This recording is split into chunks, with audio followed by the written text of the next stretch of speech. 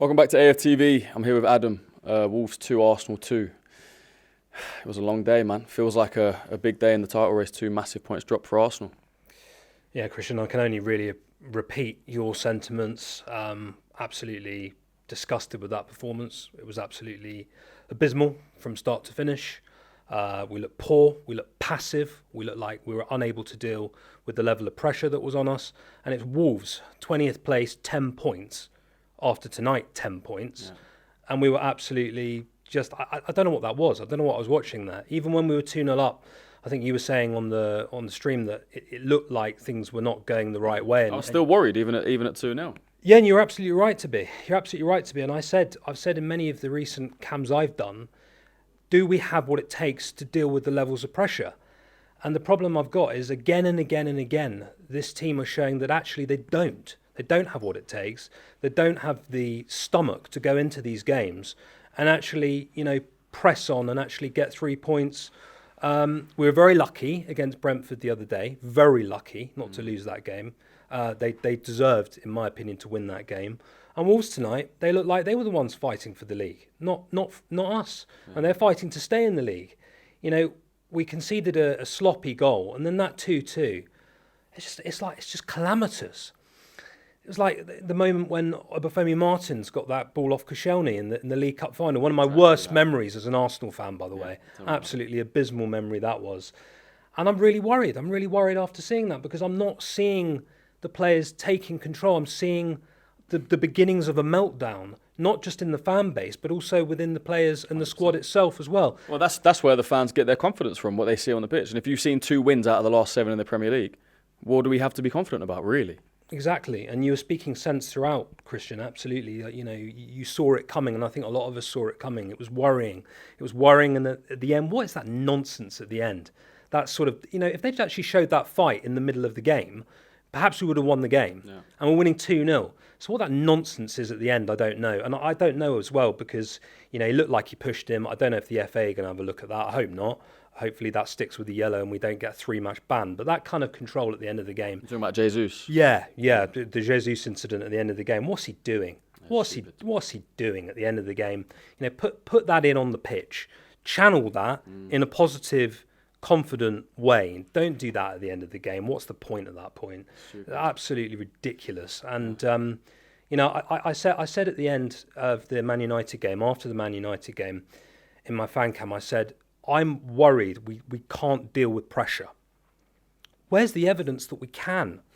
As Arsenal as a team over the years, we struggle when there's pressure on us, and then when everyone thinks we're going to lose, lo and behold, we pull out an amazing performance and win, and we look unbeatable on our day. And it's always the same with this team. When there's no pressure on us, we're able to do it. When there's every bit of pressure on us, we're not able to go, do you know what, we enjoy this. Like Man City were at Anfield, they turned up, Bernardo Silva, we had to win the game. We did win the game. No excuses. We are the opposite to that. When there's no pressure on us, it doesn't matter. We're playing football. It's like, rolling the ball around on glass, smooth, silky, lovely football. But then when it does matter, you get that. And, that's what, we've all been rewarded with for the last, and you're right. There's been a very worrying trend. I came tonight thinking, do you know what? Surely it's Wolves, we'll win. But everybody was rightly saying that actually the one at the Emirates wasn't convincing either. Yeah, that's true. So it's 5 points now, obviously City with the game in hand, which is against Newcastle on the weekend. Look, if City were to lose that game or draw and it was 4 and then we beat Spurs, the whole thing can change very quickly. Yeah. But right now, it feels like the momentum is with them. Absolutely, yeah. Do I think Man City are going to be turned over by Newcastle? No. Newcastle won 6-1 tonight in the Champions League. They did. A very good performance from them by all accounts. Haven't seen the highlights, but Newcastle obviously pulled it out tonight. But can they go to the Etihad and win with Man City in this form? Man City look like they've taken the handbrake off now. They're going from strength to strength. I would love to be wrong. I hope I'm wrong. I really do. I hope Newcastle turn up, play a blinder and beat City at the Etihad. Then I'll be saying, do you know what? Despite all of our concerning performances and whatnot, we actually still have a good chance to win the league because other teams aren't doing what other teams should be doing. Yeah. But no, I mean, I unfortunately, I've got more confidence in what I've seen from Man City over the years because they've evidenced that they love the pressure, they're not just dealing with it, they love it, they enjoy it. Yeah. This is their purple patch, so to speak.